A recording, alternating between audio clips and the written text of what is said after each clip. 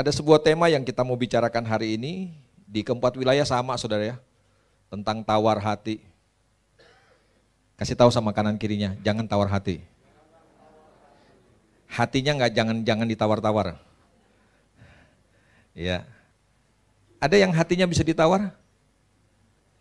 Enggak, jangan, harga pas, udah. Sekali Yesus, tetap Yesus, enggak usah ditawar-tawar lagi. Dunia coba tawar, tapi kita memutuskan hari ini, hati saya enggak untuk ditawar-tawar. Amin. Hati kita sudah kita serahkan sama Tuhan. Tetapi hari ini kita enggak mau bicara soal itu, kita bicara soal tawar hati. Tawar hati adalah sebuah keadaan yang bisa menimpa siapa saja. Coba kita lihat 2 Korintus pasal yang keempat, ayat pertama, kemudian kita lompat ayat yang ke-7 dan sampai dengan ayat yang ke-9.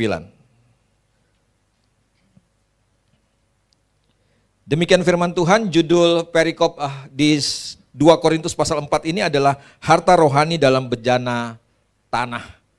Demikian firman Tuhan ayat yang pertama, oleh kemurahan Allah kami telah menerima pelayanan ini, karena itu kami tidak tawar hati.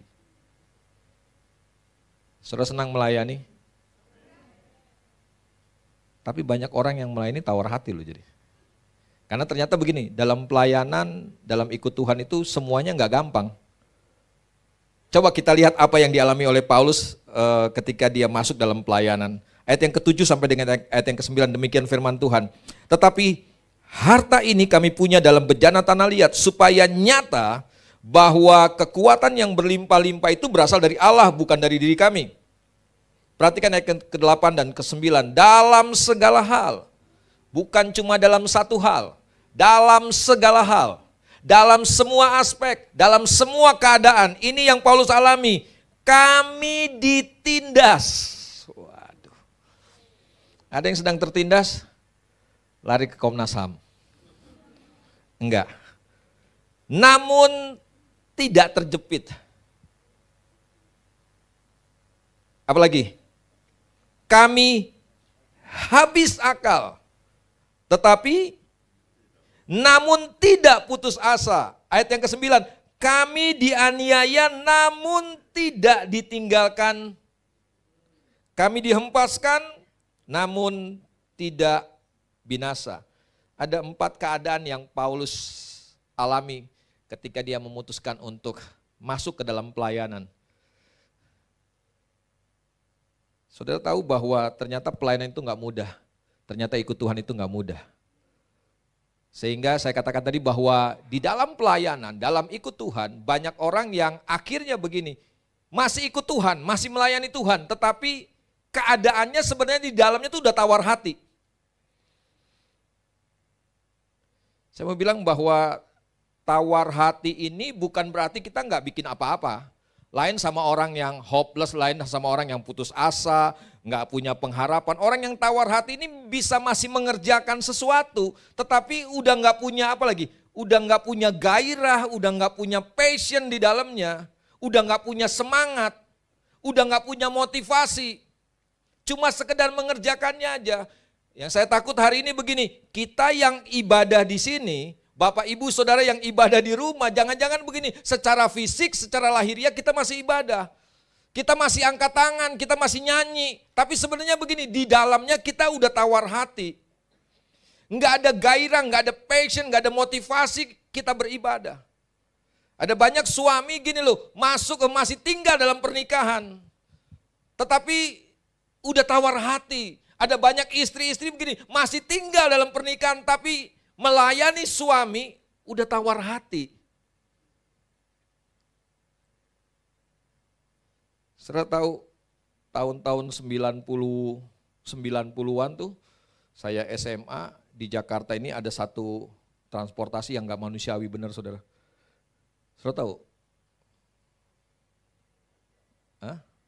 Kopaja, Metro Mini, itu sangat tidak manusiawi. Setelah saya ingat-ingat sekarang ini, sangat tidak manusiawi saudara. Kenapa? Kadang-kadang kita ini naik cuma, kaki itu cuma di ujung saudara, di ujung pintu pegangan saudara. Itu jalan terus dan dia masih berhenti untuk nambah lagi penumpang saudara. Itu kadang-kadang kita cuma gantungan di jendela gitu, pegang jendela, kaki cuma satu-satunya ngegantung begitu saudara. Itu enggak manusiawi benar. Tapi ternyata begini loh, sampai juga ke tempat tujuan. Betul enggak? Sampai juga tempat tujuan. Tapi pertanyaannya gini, nyaman enggak? Banyak rumah tangga yang hari ini kelihatannya masih bertahan, tapi dalamnya udah gak nyaman sebenarnya. Banyak kita masih ibadah, tapi sebenarnya udah gak nyaman kita. Kalau itu yang terjadi jangan-jangan kita sedang mengalami tawar hati. Coba kita lihat handout kita. Tawar hati artinya hatinya tidak memiliki rasa apa-apa lagi. Udah gak punya rasa apa-apa lagi, udah mati rasa. Garam itu katanya kalau udah tawar gak ada gunanya, cuma bisa diinjak-injak. Kalau hati udah nggak ada rasanya lagi, bahaya benar saudara. Disentuh sama istri, disentuh sama suami, udah nggak rasa apa-apa. Dingin. Dengar firman Tuhan, berkali-kali udah nggak rasa apa-apa. Cuma masuk telinga kanan, keluar telinga kiri. Dengar firman Tuhan, kita cuma sekedar sebagai sebuah kewajiban kita karena kita datang ke gereja, kita harus dengar firman Tuhan. Tapi sebenarnya udah gak ada rasa apa-apa lagi waktu kita dengar firman Tuhan. Menjadi hambar, beku dan dingin. Tawar hati disebabkan oleh berbagai sebab. Ada banyak penyebab manusia bisa jadi tawar hati. Bisa karena kelelahan. Jadi yang kerja kebanyakan juga satu saat kita bisa mengalami tawar hati. Jadi hati-hati, kita harus bisa mengukur kekuatan kita. Hidup kita bukan cuma untuk kerja. Amin. Kemudian apa lagi yang bisa bikin kita tawar hati? Kegagalan, rutinitas bisa bikin kita mengalami tawar hati. Melakukan sesuatu yang tidak kita sukai, itu seringkali bikin kita tawar hati. Kita nggak mau melakukan ini, tapi kita karena bawahan harus mengerjakan. Kita kerjakan, tapi udah nggak ada rasa nih, kita mengerjakannya tanpa rasa. Dan yang terakhir yang bisa bikin kita tawar hati adalah hidup dalam ketakutan. Hari ini ada yang sedang dalam ketakutan? Ada yang dalam ketakutan? Wajahnya kelihatannya. Ini karena akhir bulan ya. Baru gajian semua Pak Reski. Jadi semua wajahnya ceria. Luar biasa. Nah, dalam pembacaan kita hari ini saya mau bilang begini, Paulus menyampaikan beberapa hal yang bisa menimpa kehidupannya. Dalam ayat-ayat bacaan kita, coba kita lihat kembali ayat yang ke-8 dan ayat yang ke-9. Ada beberapa hal yang Paulus alami dalam pelayanannya, tetapi gini loh, ini yang hebatnya Paulus. Paulus memutuskan tidak tawar hati. Jadi ternyata begini, tawar hati itu keputusan kita, itu pilihannya kita. Dengar baik-baik, sesulit apapun situasinya, pekerjaan yang rutin, pekerjaan yang berat, kalau kita memutuskan untuk tidak tawar hati, maka kita nggak akan tawar hati. Jadi kita nggak bisa salahkan keadaan atau situasi. Kita nggak bisa salahkan orang yang ada di sekitar kita. Kita nggak bisa salahkan rutinitas kita. Kita nggak bisa salahkan semuanya itu. Karena kalau ada yang bisa disalahkan kalau kita menjadi tawar hati, adalah keputusan kita, pilihan kita. Ayat yang ke-8, Paulus bilang begini, coba dalam handout saudara. Dalam segala hal kami ditindas. Dalam segala hal Paulus mengalami tindasan tekanan yang hebat. Pekerjaan apa sekarang yang tidak under pressure? Semua pekerjaan sekarang selalu under pressure. Apalagi orang-orang yang bekerjanya di dunia marketing. Waduh, under pressure luar biasa saudara, termasuk gembala saudara. Jadi gembala itu under pressure, saudara. Tekanannya luar biasa. Si Wah, dari semua sisi saudara, dalam segala hal mengalami. Hampir-hampir kita nggak bisa menghindar dari situasi ini. Kita akan mengalami tekanan sebagai suami, sebagai istri, sebagai orang tua, sebagai anak. Saudara berpikir anak-anak saudara tidak stres? Tidak mengalami tekanan? Mereka mengalami tekanan. Makanya saya lagi pikir-pikir bagaimana sekolah tidak menyodorkan tekanan yang berat buat anak-anak kita. Setuju anak-anak yang masih sekolah? Karena yang sekolah anak-anak yang stres mama-mama juga. Emak-emak juga jadi stres. Betul enggak? Ya. Saya lagi berpikir bagaimana kita punya sekolahnya tuh lebih simple. Enggak terlalu banyak tugas, enggak terlalu banyak pelajarannya. Karena buat saya gini, sejarah, PJOK, seni budaya, buat saya itu mah bisa dipelajarin sendiri, gak usah di sekolah.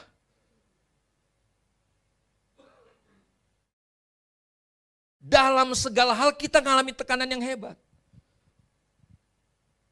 Tapi Paulus memutuskan ini. Dia tidak mengizinkan tekanan itu menjepit, menghimpit. Kita nggak bisa menghindari tekanan. Tapi yang kita bisa lakukan adalah seberat apapun tekanannya yang menekan kehidupan kita, kita harus memutuskan bahwa situasi ini nggak akan bikin saya terjepit. Penyakit kita juga nggak bisa bikin kita terjepit. Amin. Saudara belum mengalami sakit soalnya. Kalau saudara mengalami sakit, saudara baru bisa mengerti bahwa ternyata berat benar melewati masa-masa sulit. Sebagai seorang yang sakit, saudara. Kita gampang bilang sabar ya, bersyukur. Tapi jalannya tidak semudah itu, saudara. Kita bisa ngalami perasaan di bagaimana kita terjepit. Saya mau bilang begini, jangan tawar hati. Supaya apapun tekanannya, kita nggak merasa terhimpit, kita nggak merasa terjepit. Amin. Yang kedua, Paulus bilang, kami habis akal. Namun nggak putus asa. Perhatikan baik-baik, kami habis akal. Berapa kali kita kadang-kadang berpikir begini, aduh selesai sudah semuanya. Kita tepok jidat kita dan kita bilang, aduh udah putus asa kita, nggak ada harapan. Semuanya pasti hancur, semuanya kacau. Tapi Paulus memutuskan, kami habis akal, namun kami tidak putus asa. Akalnya boleh habis, karena pepatah katakan begini, sepandai-pandainya tupai melompat, pasti dia akan jatuh juga. Sehebat-hebatnya akal kita, satu saat kita pasti akan mentok, saudara. Ternyata begini, akal kita nggak bisa menyelesaikan satu situasi sulit dalam kehidupan kita. Satu saat kita akan ngalamin itu. Saudara sehebat apapun, sepintar apapun, satu saat saudara akan menghadapi situasi seperti ini. Tapi dengar baik-baik, kalau saudara tidak menjadi putus asa, saudara tidak menjadi tawar hati, maksud saya, kita tidak akan pernah putus asa. Kalaupun kita bilang, aduh Tuhan, saya udah gak bisa pikir apa lagi Tuhan. Tapi kita tetap punya pengharapan dalam Tuhan, bahwa Tuhan pasti tolong kita. Pencobaan yang kita alami, pencobaan biasa yang tidak pernah melebihi. Ketika kayaknya sudah ketemu dengan jalan buntu, percayalah, Tuhan pasti akan bukakan jalan. Tuhan pasti akan bukakan jalan buat setiap kita. Yang penting begini, jangan tawar hati supaya kita nggak putus asa. Paulus katakan begini, kami dianiaya. Ada yang ngalami aniaya hari ini? Dari suami kah, dari istri? Jangan pikir suami aja yang bisa aniaya istri. Ada banyak sekarang ini penganiayaan istri terhadap suami, saudara. Luar biasa, suami dianiaya luar biasa karena kebangkitan wanita sekarang. Feminisme sekarang sedang berkembang, apalagi kalau sudah nonton film Barbie. Itu perjuangannya feminisme, saudara, kelompok ini. Ingin bahwa wanita itu punya posisi yang hebat. Enggak salah dengan itu, tapi masalahnya waktu posisinya udah hebat, menganiaya suami. Itu yang enggak boleh. Ya, kebangkitan wanita harus kita dukung. Semua wanita harus eksis. Semua wanita harus menjadi maksimal hidupnya. Tetapi jangan pernah jangan pernah aniaya suamimu, jangan pernah aniaya anak-anakmu dengan kebangkitan kau. Paulus katakan, kami dianiaya namun tidak ditinggalkan sendirian. Jadi seberat apapun aniaya, mungkin tidak secara fisik, mungkin secara mental, secara psikologi saudara mengalami penganiayaan. Tapi saya mau bilang begini, dengar baik-baik, kalau saudara tidak tawar hati, saudara akan bisa melihat, saudara akan bisa mengerti begini, bahwa ada Tuhan yang tidak pernah tinggalkan saudara. Amin. Amin. Kami dihempaskan namun tidak binasa. Situasi sulit seperti menghempaskan kehidupan kita. Tapi percayalah bahwa kita tidak akan binasa. Amin. Akhirnya pertanyaannya begini, apa sih yang membuat Paulus tidak tawar hati menghadapi semua hal ini? Ini pengalaman yang berat nih. Tekanan apalagi kemudian.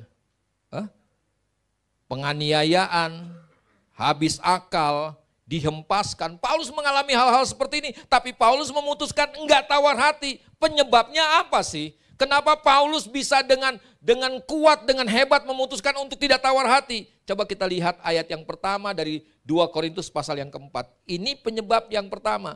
Kenapa Paulus memutuskan tidak tawar hati? Paulus memulai ayat-ayat ini, perikop ini dengan katakan begini, oleh kemurahan Allah. Kami telah menerima pelayanan ini, karena itu kami tidak tawar hati. Apa yang bikin Paulus tidak tawar hati? Apa saudara?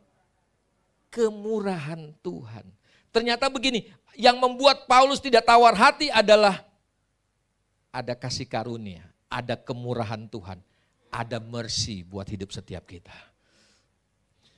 Efesus pasal 3 katakan begini, bahwa kita ini orang-orang yang dipilih oleh Tuhan. Amin.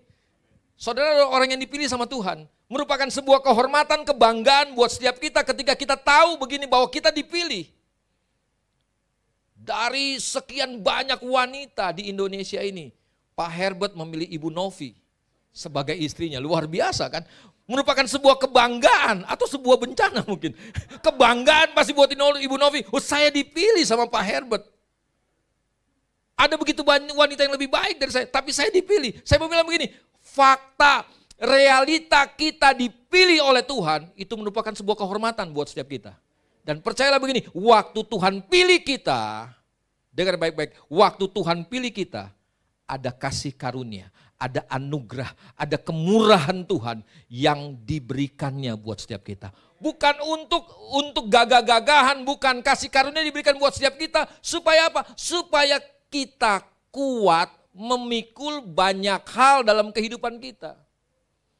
Terus terang aja saudara, dunia ini menyodorkan banyak sekali beban yang berat buat setiap kita. Pelayanan jangan saya pikir sesuatu yang mudah, sesuatu yang sederhana. Dalam pelayanan pun banyak sekali beban yang berat. Sebagai suami saudara memikul beban yang berat. Sebagai istri saudara memikul beban yang berat. Saya mau bilang dengan kekuatan saudara nggak akan mampu melakukannya. Tapi ingat hari ini, saudara dipilih Tuhan. Dan ketika Tuhan pilih saudara, Tuhan menyiapkan kasih karunia-Nya buat saudara. Tuhan memberikan kasih karunia-Nya supaya apa? Menghadapi beban yang berat, menghadapi pikulan yang berat, menghadapi tantangan yang berat. Bahkan saya mau bilang begini, menghadapi sakit penyakit yang berat. Kita tidak akan pernah menjadi tawar hati.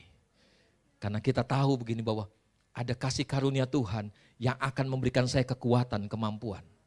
Apa sih kasih karunia? Kasih karunia bukan cuma sekedar sesuatu yang tidak layak kita terima.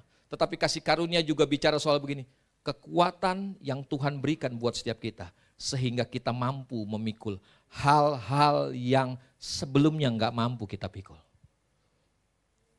Saudara tahu apa hal-hal yang saudara nggak bisa pikul? Saudara bisa daftarin. Kalau saudara bilang, saya nggak bisa pikul ini Pak, ini. Saya mau pastikan begini. Ada kasih karunia Tuhan buat saudara. Kalau kasih karunia Tuhan buat saudara, percayalah begini. Saudara mampu memikulnya. Bahkan ketika saudara berhadapan dengan orang-orang yang paling jahat dengan hidup saudara. Saya mau bilang begini, mengampuni mereka bukanlah merupakan sesuatu yang berat buat kita. Kenapa? Karena ada kasih karunia Tuhan buat setiap kita. Sehingga kita mampu mengampuni orang-orang yang bersalah kepada setiap kita. Amin. Kenapa Paulus nggak tawar hati? Karena Paulus tahu ada kasih karunia Tuhan. Itu yang pertama. Dan saya mau bilang buat setiap kita, ada kasih karunia Tuhan juga buat setiap kita. Melewati apapun, menghadapi apapun, percayalah kasih karunia Tuhan memampukan kita untuk bisa pikul banyak hal dalam kehidupan setiap kita. Amin. Pak, suami saya makin berat, ibu pasti bisa pikul. Apalagi badannya makin berat, Pak, makannya makin banyak, ibu pasti bisa pikul. Amin. Enggak, saya enggak nyindir 1-2 orang, saudara ya. Nyindir semuanya kok.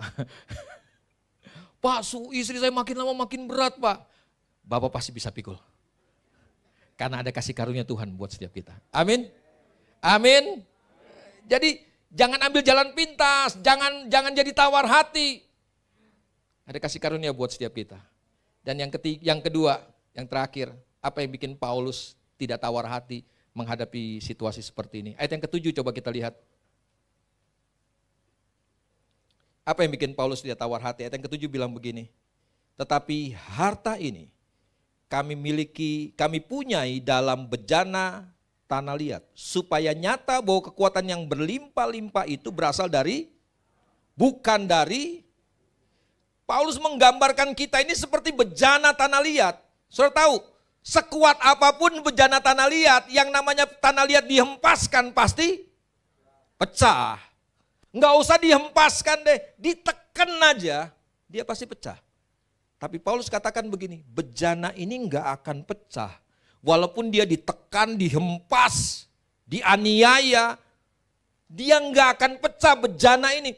Ada sesuatu yang ironis, bejana tanah liat ini enggak pecah, dihempaskan, ditekan, dibuang, dilakukan apapun terhadap bejana ini, dia tetap utuh. Paulus kasih tahu begini, ternyata kekuatan bejana ini bukan di bejananya, bukan di luarnya.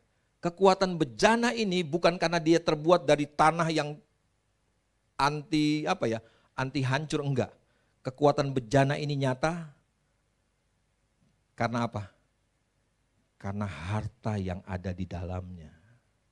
Yang bikin bejana ini kuat bukan karena dia terbuat dari besi, bukan karena dia terbuat dari batu, tetapi karena ada harta di dalam bejana ini. Pertanyaannya buat kita, apa yang ada dalam hidup saudara? Dunia kita ini hari-hari ini lagi rame flexing, saudara ya.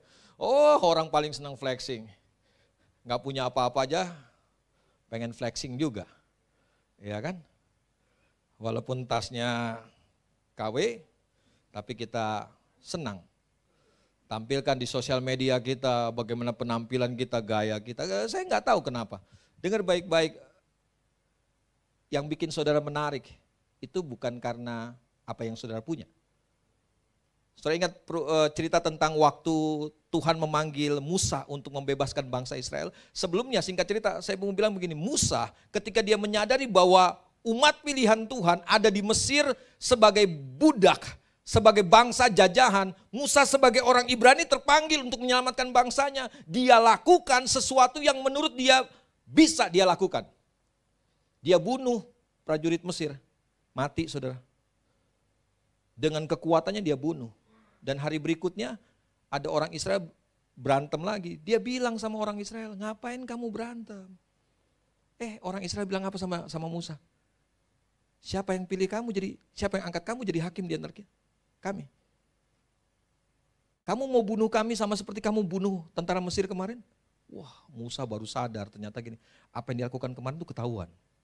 Dan singkat cerita, Musa memutuskan kabur. Kemana Musa kabur? Ke Padang Midian. Berapa tahun di Padang Midian? 40 tahun Musa ada di Padang Midian. Sebelumnya 40 tahun Musa ada di Mesir, Musa punya banyak sekali kebanggaan. Kalau ada hal-hal yang bisa dipamerin sama Musa, Musa pamerin waktu itu. Dia punya kekuasaan, dia punya kekayaan, dia punya kedudukan, dia punya semuanya di Mesir. Makanya dia pikir gini, dengan semua yang dia miliki dia bisa bebaskan umat Tuhan. Tuhan perlu ajar Musa, bahwa kamu tuh gak ada apa-apanya. Semua yang kamu miliki itu bukan apa-apa. Tuhan bawa dia ke padang Midian. Dan waktu Tuhan mau panggil Musa, Keluaran pasal yang ketiga, saudara lihat nanti di sana. Waktu Musa sedang mengembalakan kambing domba mertuanya, tiba-tiba Musa melihat ada apa? Ada semak belukar yang menyala, saudara. Semak belukar itu di padang gurun itu banyak sekali. Dia sesuatu yang lazim ada di padang gurun, saudara, sesuatu yang lazim. Dan saya mau bilang gini, di padang gurun itu yang namanya semak belukar bukan sesuatu yang menarik. Tetapi hari itu kenapa Musa tertarik kepada satu semak belukar, satu gugusan semak belukar yang gak ada harta, gak ada harganya. Selama ini gak dipandang orang, tapi hari itu Musa tertarik memandang semak belukar ini. Kenapa? Karena semak belukar itu menyala.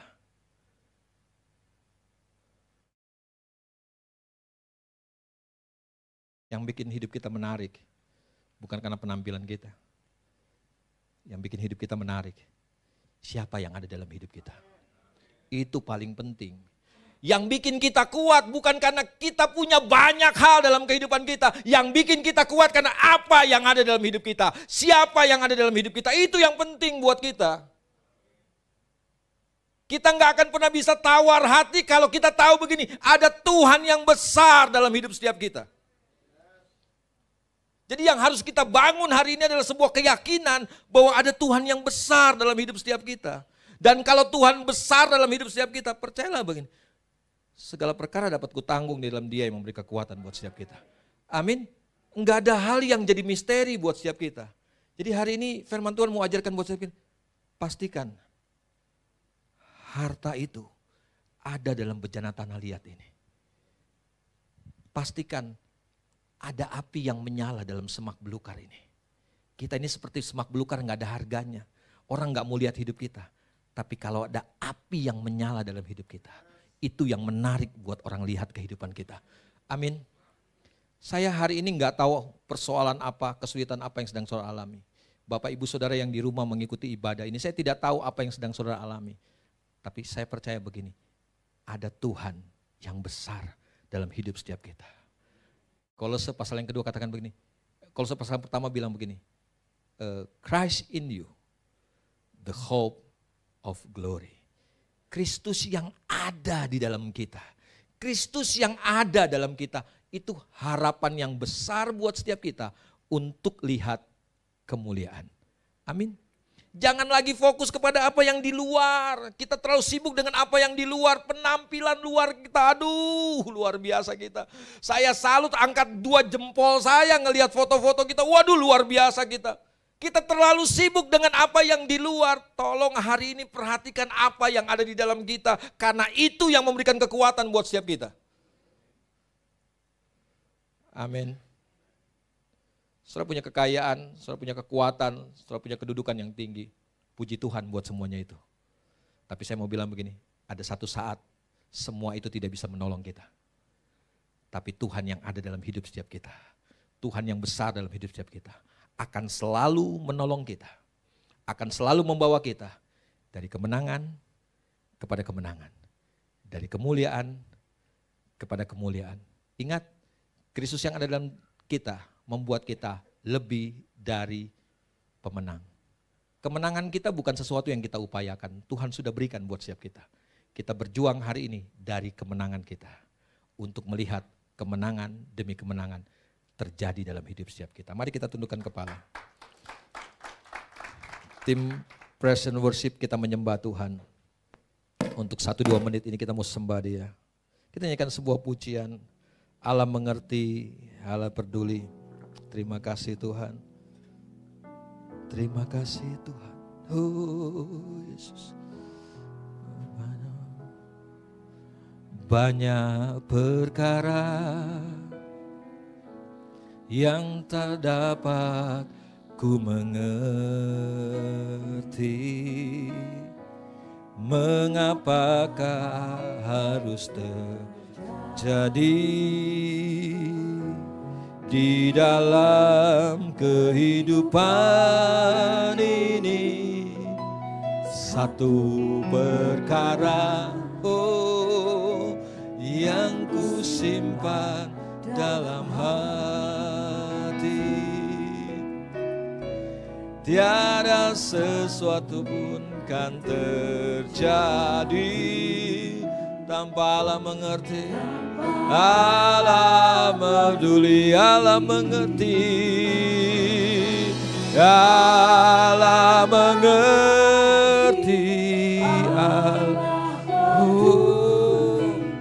Segala persoalan hadapi, takkan pernah dibiarkannya ku bergumul sendiri, sebab Allah mengerti.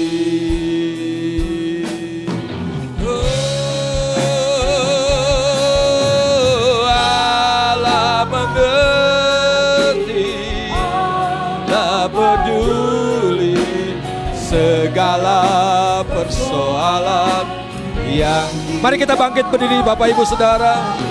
Takkan pernah dibiarkannya ku bergumul sendiri, sebab Allah mengerti. Mungkin satu dua di antara kita hari ini sedang merasa bahwa engkau gak punya kekuatan yang cukup untuk menghadapi banyak sekali tekanan dalam kehidupan ini.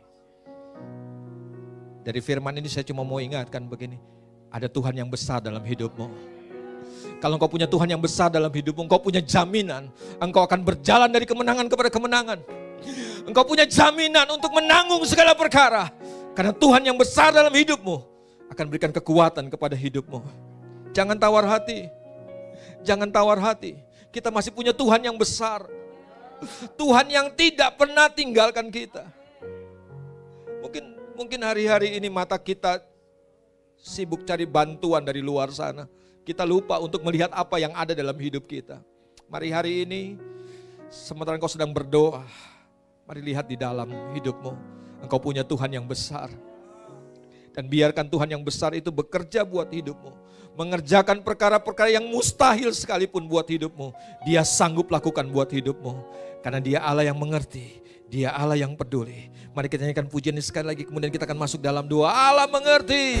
Haleluya. Allah mengerti. Allah peduli. Segala persoalan yang kita hadapi, takkan pernah dibiarkannya ku bergumul sendiri, sebab Allah mengerti, sebab Allah mengerti, sebab Allah peduli, sebab Allah peduli.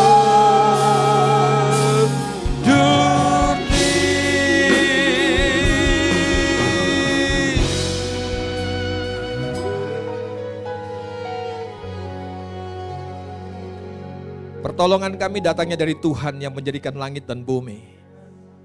Dan Tuhan yang menjadikan langit dan bumi itu ada dalam hidup setiap kami, Tuhan. Itu akan mampukan kami Tuhan untuk lewati apapun hari-hari ini Tuhan. Bahkan hari-hari ke depan. Sampai kami lihat semua rancangan Tuhan yang baik digenapi atas hidup setiap kami Tuhan. Karena kami tahu rancangan Tuhan bukan kecelakaan. Rancangan Tuhan bukan kehancuran. Rancangan Tuhan bukan kegagalan buat setiap kami. Rancangan Tuhan adalah masa depan yang penuh harapan buat setiap kami. Bersama-sama dengan Tuhan yang besar dalam hidup setiap kami. Kami akan melihat semua itu akan jadi kenyataan Tuhan. Ada banyak tekanan, ada banyak hempasan, ada banyak himpitan terjadi dalam hidup setiap kami Tuhan. Tapi kami tahu ada harta yang indah dalam hidup setiap kami Tuhan. Kami memutuskan untuk tidak putus asa. Kami tidak menjadi tawar hati menghadapi semuanya ini. Terima kasih Bapa Surgawi. Kami pastikan kami akan berjalan dari kemenangan kepada kemenangan. Dari kemuliaan kepada kemuliaan. Karena itu yang Tuhan rancangkan buat setiap kami. Hamba berhenti bicara karena hamba terbatas. Tapi hamba percaya bahwa firman yang keluar dari mulut Allah tidak akan pernah kembali dengan sia-sia. Tuhan melawat setiap umat-Mu hari ini. baik yang ada dalam ruangan ini maupun mereka yang mengikuti ibadah dari rumah mereka masing-masing. Damai sejahtera sukacita Tuhan bersama-sama dengan mereka. Kekuatan Tuhan bersama-sama dengan mereka. Mereka mampu melewati semuanya ini karena ada Tuhan yang besar dalam hidup setiap mereka. Terima kasih Bapa, kami menyerahkan bangsa dan negara kami ke dalam tangan Tuhan. Bangsa yang besar ini kami taruhkan ke dalam tangan Tuhan. Khususnya ketika kami ada di tahun-tahun politik seperti tahun ini Tuhan, sampai Pilpres tahun depan Tuhan, kami serahkan bangsa ini ke dalam tangan Tuhan. Kami tahu ada banyak hal yang bisa terjadi, tetapi kami tahu satu hal, bahwa Tuhan punya rancangan yang indah, rancangan yang besar buat Indonesia. Di dalam nama Tuhan Yesus, turunlah shalom, damai sejahtera Tuhan atas Indonesia di tengah-tengah tahun politik ini, di dalam nama Tuhan Yesus. Damai sejahtera Tuhan turun dari Sabang sampai Merauke Tuhan. Kami berdoa secara khusus buat keselamatan bangsa ini. Curahkan hujan keselamatan Tuhan atas bangsa dan negara ini Tuhan. Masih begitu banyak orang-orang yang jauh daripada kasih karunia-Mu Tuhan. Kami berdoa biar hari ini Tuhan utus hamba-hamba-Mu. Tuhan utus anak-anak-Mu Tuhan untuk memberitakan kabar baik buat bangsa ini Tuhan. Sampai setiap lutut bertelut. Sampai setiap lidah mengaku bahwa Yesus Kristus adalah Tuhan. Pemimpin bangsa ini kami taruhkan ke dalam tangan Tuhan. Bahwa presiden, wakil presiden, seluruh menteri-menteri yang ada, gubernur, wali kota, bupati Tuhan, bahkan sampai pemerintahan yang paling rendah di daerah Tuhan, kami serahkan mereka semuanya ke dalam tangan Tuhan. Hikmat, kebijaksanaan dari Tuhan menyertai tugas-tugas mereka. Berikan mereka hati yang takut akan Tuhan dalam mengerjakan semua tugas mereka. Sehingga bangsa ini Tuhan boleh keluar dari segala macam krisisnya. Bangsa kami boleh bangkit jadi bangsa yang besar. Sehingga bangsa ini Tuhan boleh melihat keselamatan yang Tuhan kerjakan atas bangsa ini. Bangsa ini akan menjadi terang buat bangsa-bangsa lain. Dan nama Tuhan dipuji, dipermuliakan. Kami menyerahkan gereja kami Tuhan MCC ke dalam tangan Tuhan. Di keempat wilayah. Tuhan berkati MCC di keempat wilayah. Di dalam nama Tuhan Yesus. Diberkatilah setiap jemaat-Mu di keempat wilayah. Dengan kekuatan, kesehatan, damai, sejahtera, sukacita, penghiburan dari Tuhan di dalam nama Tuhan Yesus. Yang lemah Tuhan kuatkan, yang susah Tuhan hiburkan, yang sakit dalam nama Tuhan Yesus jamah dan sembuhkan mereka Tuhan. Terima kasih Tuhan. Kami menyerahkan setiap penatua yang ada di MCC, Ibu Nani Wijaya, Pak Davi Makimian, Pak Nathanael, Tuhan Pak Anta Kirana. Tuhan berikan mereka hikmat, Tuhan berikan mereka kesatuan hati Tuhan. Berikan mereka pengurapan-Mu Tuhan. Sehingga mereka boleh memimpin gereja MCC ini Tuhan untuk terus mengerjakan kehendak Tuhan.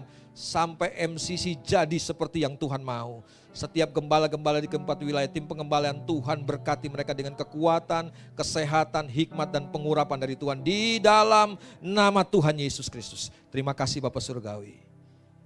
Akhirnya kami menyerahkan hidup kami sepanjang minggu ini Tuhan. Ke dalam tangan Tuhan. Kami tidak tahu apa yang akan terjadi. Tapi satu hal yang kami tahu, hidup kami ada dalam tangan Tuhan. Hidup kami dalam genggaman Tuhan. Dan kami aman dalam tangan Tuhan. Terima kasih Bapa Surgawi. Keluar masuknya kami dari rumah kami kemanapun kami pergi dan berada. Kebajikan, kemurahan Tuhan belaka menyertai perjalanan setiap kami. Terpujilah Engkau Tuhan dari kekal sampai kekal. Dari selama-lamanya sampai selama-lamanya. Dan akhirnya Bapak Ibu Saudara dikasih Tuhan. Mari arahkan hatimu kepada Tuhan. Angkat kedua belah tanganmu. Kita akan menikmati berkat Tuhan. Tuhan memberkati engkau dan melindungi engkau. Tuhan menyinari engkau dengan wajahnya dan memberi engkau kasih karunia. Tuhan menghadapkan wajahnya kepadamu dan memberi engkau damai sejahtera. Pulanglah dan terimalah berkat dari Allah Bapa, cinta kasih dari putranya Yesus Kristus, persekutuan penghiburan di dalam Roh Kudus menyertai kita sekalian. Mulai siang hari ini sampai Maranatha Tuhan datang kembali, bahkan sampai selama-lamanya. Demi nama Yesus Kristus Tuhan, kita yang percaya diberkati Tuhan berkata, amin. Terima kasih Yesus.